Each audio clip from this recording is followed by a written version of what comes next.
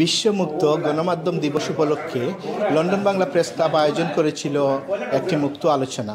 অনুষ্ঠানে প্রধান আলোচক ছিলেন দুজন জ্যেষ্ঠ সাংবাদিক এবং তাদের আলোচনায় মূলত উঠে এসেছে গাজায় সাম্প্রতিক সময়ের গণহত্যায় নিহত সংবাদকর্মী থেকে শুরু করে বিশ্বব্যাপী প্রায় শতাধিক যে গণমাধ্যম কর্মীরা নিহত হয়েছেন তাদের বিষয়টা, এবং সেখানে সম্মিলিতভাবে তাদের নিয়ে নীরবতা পালন করা হয়েছে। পাশাপাশি সংবাদকর্মীদের নিরাপত্তার বিষয়টি উঠে এসেছে। পরিবেশ বিপর্যয় এবং যুদ্ধ কিংবা সহিংসতা কিংবা বাংলাদেশে ক্লাইমেট চেঞ্জ সব বহির্বিশ্বের যে একটি কনসার্ন দেখা দিয়েছে সেই বিষয়েও এখানে উঠে এসেছে, এবং সংবাদকর্মীরা তাদের নিজ নিজ বক্তব্যগুলো তাদের মত প্রকাশে সেই বিষয়গুলো তুলে ধরেছেন। সংবাদকর্মীদের নিরাপত্তার বিষয়টির সাথে সাথে তাদের কাজের ধরনটা নিয়েও সেখানে যার যার মতামত ব্যক্ত করেছেন। অনেকে বলেছেন সংবাদকর্মীরা শুধু সংবাদ পরিবেশন করেন না, জীবন বিনাশী অনেক জায়গাতে তারা যেমন তাদের মতভেদ ব্যক্ত করে থাকেন এবং সমাজের অনেক ভালো কাজেও তাদের সম্পৃক্ততা থেকে থাকে।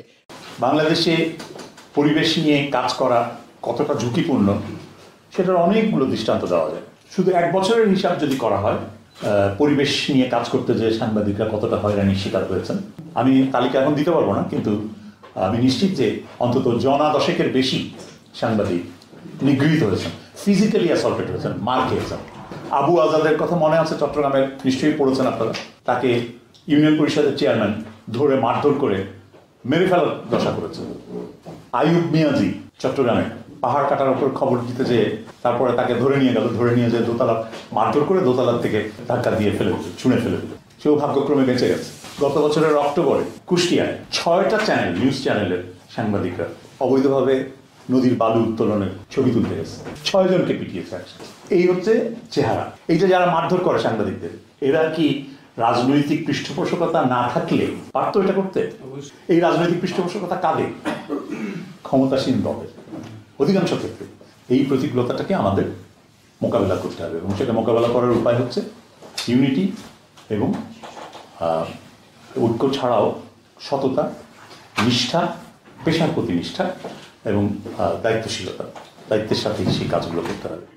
কিন্তু যাদের বিরুদ্ধে আমাদের এই লড়াই, তারা কিন্তু বড় বড় ইন্ডাস্ট্রিয়ালিস্ট, তারা কিন্তু বড় বড় তেলের গ্যাস কোম্পানি তৈরি করছেন, তারা রূপপুর পারমাণবিক কেন্দ্র তৈরি করে, কিংবা সংবাদপত্র বিভিন্ন ধরনের, তারা বড় বড় রাঘব বোয়াল। তাদের বিরুদ্ধে একজন সাংবাদিকের লড়াই খুবই অসম লড়াই। মাঝে মাঝে এই লড়াইয়ে সরকারও যোগ দেন, অর্থাৎ এই রাঘব বোয়ালদের সঙ্গে পৃথিবীর বিভিন্ন দেশে কিন্তু এটা প্রযোজ্য, শুধুমাত্র বাংলাদেশের ক্ষেত্রে না। এই রাঘব বোয়ালদের সঙ্গে সরকার যুক্ত হন, রাঘব বোয়ালদের সঙ্গে কমিউনিটি নেতৃবৃন্দ যুক্ত হন, কারণ তাদেরও একটা স্টেক থাকে সেখানে। সুতরাং সেক্ষেত্রে একজন খুব মানবতাবাদী, সাধারণ, সৎ সাংবাদিকের করণীয় এবং তার বিরুদ্ধে যে থ্রেট, সেটা কিন্তু একটা বড় থ্রেট, এবং সেটার সম্মুখীন হওয়া একটা কঠিন চ্যালেঞ্জ। আমরা অনেক সময় মনে করি যে আমাদের কোনো সমস্যার সমাধান হবে না, কিন্তু আমরা যদি আলোচনা করি, ইউকেতে করি, বাংলাদেশে করি, পৃথিবীর বিভিন্ন দেশে আমরা করি, যেখানে নির্যাতন হচ্ছে, যেখানে নিপীড়ন হচ্ছে, এই বিষয় নিয়ে আলোচনা করার মধ্যেও একটা আপনার গুরুত্ব রয়েছে। কারণ সচেতনতা তৈরি হয়, আমাদের মধ্যে ইউনিটি থাকে, এবং আমরা মাঝে মধ্যে কিছু কিছু ক্ষেত্রে আমরা চ্যালেঞ্জ করে আমরা আমাদের মানে এই যে সংকট আসে সেই সংকট মোকাবেলাও করতে পারি, এবং মাঝে মাঝে আমরা বিচারের মুখোমুখিও করতে পারি। কিছু কিছু ক্ষেত্রে আমাদের হতাশা আছে। সাগরুড়ির কথা এসেছে, বাংলাদেশে পরিবেশ সাংবাদিকতা করতে গিয়ে অনেকেই নির্যাতনের শিকার হয়েছেন, হত্যার শিকার হয়েছেন। আমাদের আজকের অনুষ্ঠানে প্রায় 142 জন সাংবাদিক আপনার গাজায় সাংবাদিকতার জন্যই হত্যার শিকার হয়েছেন, সেই কথাগুলো উঠে এসেছে। তাদের জন্য আমরা সমবেদনা জানিয়েছি অন্তত, এবং এই যে সচেতনতা তৈরি, এটারও তো একটা গুরুত্ব রয়েছে। এবং আমরা যদি কথা না বলি তাহলে তো আর কিছুই থাকবে না, কথা বলা তো জারি রাখতে হবে। আজকের এই আলোচনায় এই বিষয়গুলো আলোচনা হয়েছে যে পরিবেশ রক্ষায় বা পরিবেশের যে সংকট মোকাবেলায় সাংবাদিকতা বা সাংবাদিকের ভূমিকা, মূলত বিভিন্ন জায়গায় যে প্রভাবশালী মহল বিভিন্নভাবে পরিবেশ নষ্ট করছে, মনে করেন গাছ কেটে, টিলা কেটে, নদী ভরাট করে, এই যে প্রভাবশালী মহল, তাদের বিরুদ্ধে আপনি রিপোর্ট করতে পারবেন। আপনি যদি করতে যান মামলা হামলার শিকার হতে হবে। এই বিষয়গুলোর মধ্যে সচেতনতা সৃষ্টির জন্য যত আমরা এর কথা বলবো ততই সচেতনতা সৃষ্টি হবে এবং সাংবাদিকদেরও একটা নিরাপদ প্ল্যাটফর্ম গড়ে উঠবে।